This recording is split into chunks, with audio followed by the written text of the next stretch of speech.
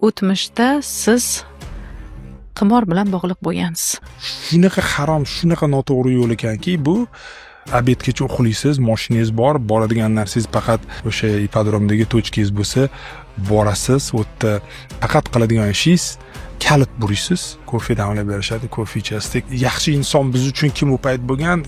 Kimki qo'y bo'lib doim bizga yutqizib beradigan insonlar yaxshi insonlar bo'lgan. Demak, siz avtomatni bemalol moslamasangiz bo'larmidi?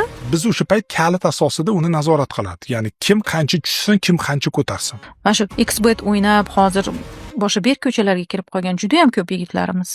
Eng zo'r yechimi bilingki, hech kim sizga yordam bermaydi. Birinchi qiladigan qadamingiz bilishingiz kerak, hech kim sizga yordam bermaydi. Ikkinchi qiladiganingiz to'xtatish.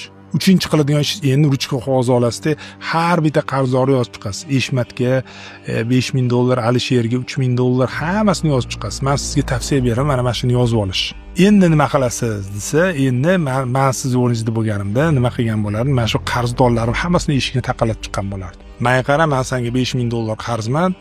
1 yil sabr qilasan, umuman meni bezovta qilmaysan, 1 yildan keyin men senga berishni boshlayman. Menga hozir biznes qilishim uchun miyamda bu narsa fikrlar bo'lish kerak emas derdim.